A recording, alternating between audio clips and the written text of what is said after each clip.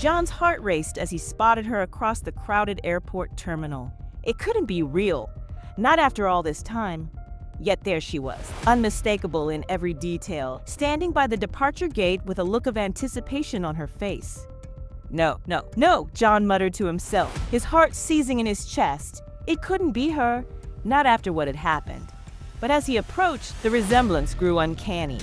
The same flowing hair, the same piercing eyes, how could this be possible? He found himself murmuring in disbelief, unable to tear his gaze away. This couldn't be happening. Not today, not now. His mind raced with 1,000 questions, but all he could focus on was her, standing there as if nothing had changed. The memories flooded back, the laughter, the tears, the promises made and broken. He thought he had left them all behind, buried deep within him. But now they resurfaced with a force he couldn't comprehend. John's steps faltered as he drew closer, his heart pounding in his ears. He wanted to reach out, to touch her, to make sure she was real. But fear held him back. Fear of what he might find, of what he might lose all over again. As he stood there, paralyzed by doubt and disbelief, he couldn't help but wonder, was this really her or just a cruel trick of fate? And if it was her, what was she doing here now, of all times? The questions swirled in his mind, but the answers remained elusive. All he knew was that he had to find out, no matter the cost. Because if there was even a chance that she was still alive, still here with him, he couldn't afford to let it slip away. With a deep breath, John took a tentative step forward, his eyes never leaving hers.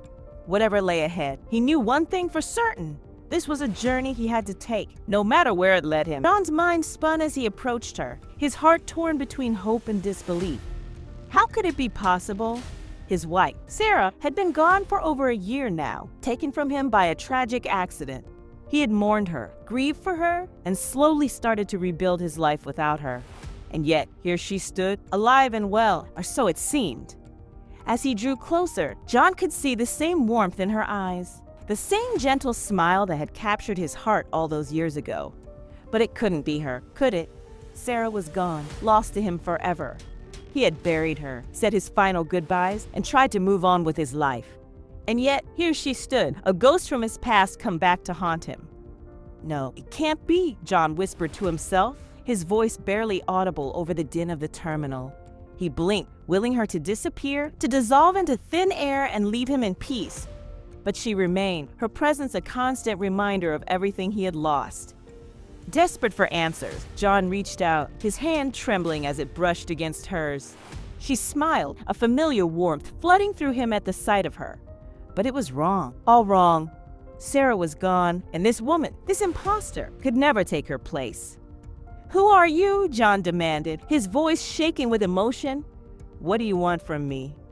The woman's smile faltered, confusion flickering across her features.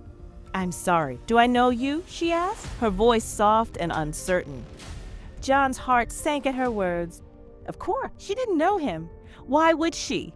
She wasn't Sarah, couldn't be Sarah, no matter how much she looked like her. I thought you were someone else," John stammered, his words trailing off into nothingness.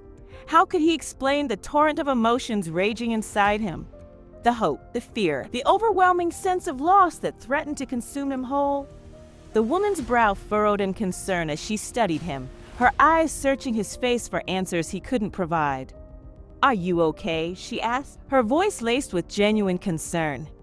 John wanted to scream, to lash out at her for dredging up memories he had tried so hard to bury, but he couldn't. She wasn't Sarah, couldn't be Sarah, no matter how much he wished it were true. "I'm fine," John replied, his voice hollow and empty. Just a little tired, I guess." The woman nodded, her expression sympathetic. "Well, take care of yourself, okay? And if you need anything, don't hesitate to ask." With that, she turned and walked away, leaving John alone with his thoughts. He watched her go, his heart heavy with the grief he thought he had left behind. Sarah was gone, and no amount of wishful thinking could bring her back. But as he stood there, lost in a sea of uncertainty, a nagging doubt began to gnaw at him. What if he was wrong? What if this woman really was Sarah, somehow returned to him after all this time? The thought filled him with a sense of hope he hadn't felt in months. But he pushed it away, unwilling to let himself believe in miracles. No, she wasn't Sarah. She couldn't be Sarah, and no amount of wishful thinking could change that. But as John turned and walked away, a tiny voice whispered in the back of his mind, refusing to be silenced. What if? John sat alone in his dimly lit living room, surrounded by the ghosts of his past. The memories hung heavy in the air, a constant reminder of everything he had lost. He closed his eyes, trying to shut out the pain, but it was no use. The memories flooded back with a force he couldn't control, dragging him down into the depths of despair. He remembered the first time he had met Sarah, her laughter ringing in his ears as she danced in the rain. He had known from that moment on that she was the one, his soulmate, his everything. They had been inseparable ever since, sharing their hopes, their dreams, their fears. They had built a life together, brick by brick, until it seemed like nothing could tear them apart. But then tragedy had struck, ripping Sarah away from him in an instant. He had never felt so alone, so lost, so utterly hopeless. He had mourned her, grieved for her, and cursed the fates that had torn her from his grasp. But as the days turned into weeks and the weeks turned into months, John had slowly started to rebuild his life. He had thrown himself into his work, his friends, anything to distract himself from the pain that threatened to consume him whole. But no matter how hard he tried, he couldn't escape the memories, the what-ifs, the regrets that haunted him day and night. And now, here he was, face to face with a woman who looked exactly like Sarah, the love of his life. It was impossible, unthinkable, and yet here she stood, a living, breathing reminder of everything he had lost. John shook his head, trying to clear away the memories that threatened to overwhelm him. He couldn't afford to dwell on the past, not now, not when his future hung in the balance. But as he sat there, lost in a sea of regret and longing, a tiny voice whispered in the back of his mind, refusing to be ignored. What if this woman really was Sarah, somehow returned to him after all this time? The thought filled him with a sense of hope he hadn't felt in months, but he pushed it away, unwilling to let himself believe in miracles. He had been down that road before, and it had only led to heartache and disappointment. No, she wasn't Sarah. She couldn't be Sarah, and no amount of wishful thinking could change that. But as John sat there, alone in the darkness, he couldn't shake the feeling that maybe, just maybe, there was still hope for him yet. John's mind raced as he struggled to make sense of what was happening. He couldn't shake the feeling that there was something he was missing, some piece of the puzzle that would explain everything. He watched as the woman disappeared into the crowd. Her image burned into his memory like a brand. He wanted to follow her, to demand answers, to unravel the mystery that had consumed him since he first laid eyes on her. But fear held him back. Fear of what he might find, of what he might lose all over again. He couldn't afford to let himself get swept up in this madness, not when his sanity hung in the balance. With a heavy heart, John turned and walked away, the echoes of his footsteps fading into the distance. He didn't know where he was going or what he hoped to find when he got there. All he knew was that he couldn't stay here, trapped in a never-ending cycle of doubt and despair. As he wandered through the airport, John's thoughts drifted back to the day he had lost Sarah, the day his world had come crashing down around him. He remembered the phone call, the frantic rush to the hospital, the doctor's grim-faced words. He remembered the shock, the disbelief, the overwhelming sense of grief that had threatened to consume him whole. But most of all, he remembered Sarah lying there in the hospital bed, her life slipping away with each passing moment. He remembered holding her hand, willing her to stay with him, to fight for every precious breath. But it was no use. Sarah was gone, taken from him in the blink of an eye, leaving behind nothing but a gaping hole in his heart and a lifetime of regrets. And now, here he was, face to face with a woman who looked exactly like her, her presence a constant reminder of everything he had lost. John shook his head, trying to clear away the memories that threatened to overwhelm him. He couldn't afford to dwell on the past, not now, not when his future hung in the balance. But as he made his way through the bustling terminal, a sense of unease settled over him like a shroud. There was something he was missing, something he needed to know. With a sense of determination, John retraced his steps, his heart pounding in his chest. He had to find her, had to confront her, had to uncover the truth no matter what it cost him. As he rounded a corner, he spotted her again, standing by the window, lost in thought. He hesitated for a moment, unsure of what to do, but then he squared his shoulders and approached her, his heart in his throat. "Excuse me," he said, his voice barely above a whisper. "I need to talk to you." The woman turned. "Do you by any chance know anyone by the name Sarah Garcia?" he asked boldly. The lady looked at him for a moment, and John thought she might say yes, but unfortunately, she didn't. "No, I'm sorry, I don't," she replied. John stuttered in response. "Oh, I'm so sorry. You just look identical to my late wife. I know it's likely just an improbable coincidence, but I'm grasping for explanations, to be honest." John's kind eyes radiated empathy. "I can't imagine how difficult this is for you," she replied sympathetically. "I wish I could offer you more answers, but no, I've never heard the name Sarah Gabriel. This must all feel so surreal," she added. "If there is anything I can do to help, please don't hesitate to contact me." Gives her card. John appreciated her understanding, even if it didn't bring the answers he sought. The encounter left him with more questions than ever before. The remainder of the flight was a blur for John. He couldn't wait to get off the plane because there was one last person he needed to visit to get answers to this mysterious matter. Upon arriving back home, John quickly grabbed his belongings and rushed to her car. She entered the address into her navigation and drove straight to the place she wanted to visit. There was no time to lose. He needed answers. Once he arrived at the house, he impatiently pressed the doorbell. After just a few seconds, Mrs. Garcia opened the door with open arms, inviting her in for a hug. "I'm sorry for disturbing you so late in the evening," John began, "but I need to talk to you about something important." He got straight to the point. Mrs. Garcia smiled warmly and reassured John that he was never a disturbance. "I just baked some cookies," she said with a hint of sadness, "the ones that Sarah used to love." John empathized with Mrs. Garcia's pain, knowing she was still grieving her daughter. With difficulty, John cleared his throat and took a deep breath. He explained to Mrs. Garcia about the lady on the flight who resembled Sarah, showing her the business card as proof. Mrs. Garcia's eyes welled up, and John could see the anxiety in her expression. "Is everything okay, Mrs. Garcia?" John asked, squeezing her hand. "I know this is hard for you, but I needed to get some answers. I'm sorry to bother you with this." Mrs. Garcia took a deep, shaky breath and asked John to fetch an album from her bedside drawer. John did as instructed, and both of them sat down at the kitchen table. Mrs. Garcia opened the album, and John couldn't believe his eyes.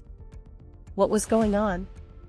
Tears welled up in John's eyes, and his body trembled as he saw two twin babies in the photos. One of them he recognized from old baby pictures of Sarah, but the other was unfamiliar. He couldn't comprehend what he was seeing. Did Sarah have a twin sister? Mrs. Garcia explained that the babies in the photographs were Sarah and his twin sister. John was astonished, but listened as Mrs. Garcia continued, revealing new information that left John baffled for nearly 15 minutes. Mrs. Garcia then shared a painful truth: Sarah didn't have a father, and she had to raise her on her own. When she discovered she was having twins, she knew she couldn't manage 2 daughters alone, so she made the heart-wrenching decision to leave one of them at an orphanage. John was in disbelief, but he couldn't imagine the difficult circumstances Mrs. Garcia must have faced. He felt empathy for her, understanding that she did what she believed was best for the child's future. As tears streamed down Mrs. Garcia's face, John felt torn between anger for the secret kept and compassion for her difficult decision. Mrs. Garcia's love for her daughters was evident even in her regretful confession. With her thoughts filled with concern for Nathan, John couldn't help but hope she had a better life growing up than Sarah's childhood. Holding Nathan's business card, he observed the signs of her successful career, indicating that she had overcome any previous hardships. John wondered if Sandra knew she was adopted and whether she wanted to meet her biological mother and perhaps even him as her former sister-in-law. John's mind was spinning with this shocking revelation about Sarah having a twin sister. He looked at Mrs. Garcia, who had tears streaming down her face. John squeezed her hand gently. "I know this must have been an impossibly difficult decision for you to make back then," John said softly. Mrs. Garcia nodded, dabbing at her eyes with a tissue. I always wondered what happened to my other precious girl. Not a day went by that I didn't think of her and pray she was okay, Mrs. Garcia said, her voice thick with emotion. John's heart ached for her. He hesitated before asking, Do you think Sandra knows she was adopted? Mrs. Garcia shook her head. I don't know, dear, but now that we've found her, I'd like to try to reconnect if she's open to it. John nodded. I think we should reach out to her. Perhaps we could invite her over for dinner? Mrs. Garcia smiled through her tears. That's a lovely idea. I would love to see her again and properly meet the woman she's become. So John drafted a thoughtful email to Sandra explaining the situation. He included photos of Sarah and details on Mrs. Garcia in hopes of stirring Sandra's curiosity. His finger hovered over the send button for a long time before he finally clicked it. An agonizing week passed with no response, but then an email from Sandra appeared. She shared that she was adopted and always wondered about her biological family. She would love to meet. John quickly called Mrs. Garcia to share the exciting news. They decided to host Sandra for dinner at Mrs. Garcia's home. She spent days preparing all kinds of delicious foods to make sure everything went perfectly. Then finally, the morning of the reunion dinner arrived. John went over to Mrs. Garcia's house early to help her get everything ready. Mrs. Garcia was a bundle of nervous energy, fluffing cushions, rearranging photo albums, and fussing over every little detail. John helped set out an assortment of snacks and appetizers for when Sandra arrived. He could sense Mrs. Garcia's anxiety. It's going to be wonderful, John reassured, squeezing her hand. At precisely 6 p.m., the doorbell rang. John and Mrs. Garcia exchanged an anxious glance. This was the moment. John opened the door with a warm, welcoming smile. Hello again. Please come in. Sandra stepped inside tentatively, and Mrs. Garcia immediately pulled her into a tight embrace. They held each other for a long moment, both crying tears of joy. Sandra clung to her, burying her face in her shoulder. The emotional reunion brought tears to John's eyes. Over dinner, Sandra and Mrs. Garcia talked for hours. She was hungry to learn everything about her family and upbringing. Mrs. Garcia shared stories about Sarah and details of Sandra's early childhood before the adoption. Sandra listened intently, marveling at the uncanny ways she was similar to Sarah. She was amazed to find parts of herself in these family stories. John could see Sandra's sense of belonging growing. This reunion healed a wound in all their hearts. The emotional reunion dinner marked a new beginning for their family. Sandra became a regular fixture at Mrs. Garcia's home, making up for lost time.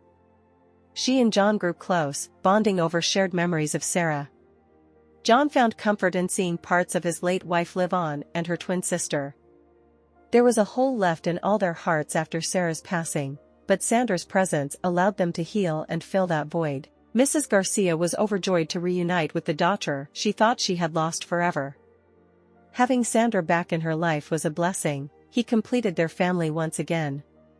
Though the road that led them there was painful, Mrs. Garcia knew this was how it was always meant to be. Their lives were intertwined, and now they could move forward together. Let me know if you like this story. Should John and Sandra connect romantically? Or do you think we should expand it or let it end? Share your thought on the comment section below, and don't forget to subscribe, like, and share this video. Fun Media, storytelling at its best. Fun Media.